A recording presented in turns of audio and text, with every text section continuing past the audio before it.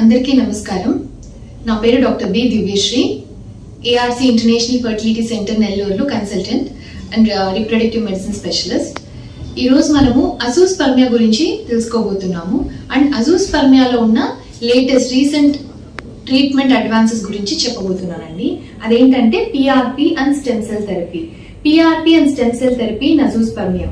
Azoospermia అంటే ఏంటి? ఈ కాలంలో మగవాళ్ళలో ఇన్ఫర్టిలిటీ కారణమైన కారణాలు ఎక్కువ అవుతున్నాయి. అందుట్లో అజూస్పర్మియా అంటే మనం సెమెన్ అనాలిసిస్ వీర్య కణాల పరీక్షకి ఇచ్చినప్పుడు అందుట్లో ఒక కణం కూడా లేకపోతే అప్పుడు అజూస్పర్మియా అంటాం. సో అజూస్పర్మియా ఉంది అని తెలుసుకున్నప్పుడు వాళ్ళు చాలా ఆందోళనకి లోన్ అవుతూ ఉంటారు. ఎందువల్ల అనేది మనం ఫస్ట్ తెలుసుకోవాలి. ఈ అజూస్పర్మియా ఉంది, అది ట్రీటబులా నాన్ ట్రీటబులా అనేది మనం ఫస్ట్ తెలుసుకోవాల్సి ఉంటుంది. అజూస్పర్మియా కారణాలు ముఖ్యంగా రెండు రకాలుగా ఉంటాయి. ఒకటి అబ్స్ట్రక్టివ్, ఇంకొకటి నాన్ అబ్స్ట్రక్టివ్. అబ్స్ట్రక్టివ్ అంటే కణాల ఉత్పత్తి లోపల జరుగుతుంది కానీ బయటకు వచ్చే ట్యూబ్ ఎక్కడో బ్లాక్ ఉండటం వల్ల కణాలు అనేవి బయటికి రాలేకపోతూ ఉంటాయి. ఇలాంటి వాళ్ళలో మనము టీసా, మీసా, పీసా ఇలాంటి ప్రొసీజర్స్ చేయటం వల్ల వాళ్ళకి కణాలని మనం బయటికి తీసి ఐవీఎఫ్ కి ఉపయోగించుకోవచ్చు.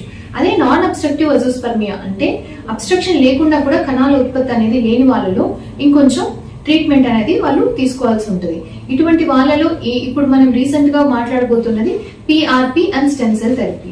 ఫస్ట్ గా మనం తెలుసుకుంటాం పిఆర్పి థెరపీ గురించి. పిఆర్పి అంటే ఏంటి? పిఆర్పి అంటే ప్లేట్లెట్ రిచ్ ప్లాస్మా.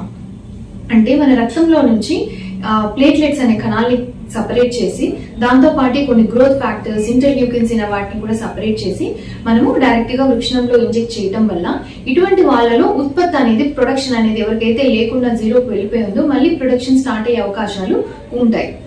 దీనివల్ల మనము ఆ పిఆర్పి ట్రీట్మెంట్ అయిపోయిన తర్వాత ఈ టీసా కానీ మైక్రో టీసీ కానీ చేసుకొని వాళ్ళలో మనము 50% వరకు కణాలని మళ్ళీ తీసుకొని వాళ్ళ కణాలతోనే వాళ్ళకి మనం బిడ్డని అందజేసే అవకాశం ఉంటుంది.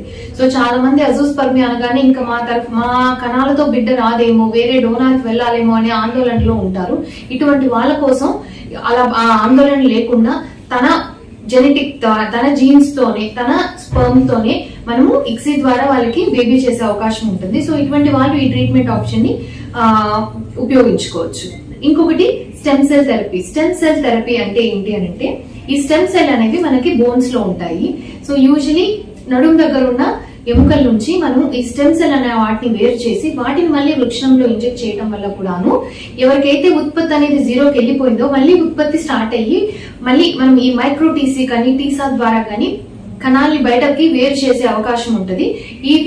ఈ ప్రొసీజర్ ద్వారా మళ్ళీ కణాలని తీసి వాళ్ళ జెనెటిక్ గా వాళ్ళ బిడ్డనే వాళ్ళు నెక్స్ట్ జనరేషన్ కి తీసుకోవచ్చు. అంటే డోనార్ అనే ఆప్షన్ కి వెళ్లకుండా ఈ stem cells therapy and PRP treatment వల్ల ఎవరికైతే ఈ అజూస్పర్మియా, అందులో ముఖ్యంగా నాన్ అబ్స్ట్రక్టివ్ అజూస్పర్మియా ఎవరికైతే ఉందో వాళ్ళు ఈ ట్రీట్మెంట్ ఆప్షన్స్ ని ఉపయోగించుకోవటం వల్ల వాళ్ళు ఈ ట్రీట్మెంట్ ఆప్షన్స్ ద్వారా మళ్ళీ వాళ్ళలో కణాల ఉత్పత్తి అనేది మొదలయ్యి సో మళ్ళీ వాళ్ళు ఇక్సీ ద్వారా తన జెనెటిక్ గా తన బిడ్డనే తను పొందగలే అవకాశం ఎక్కువగా ఉంటుందండి.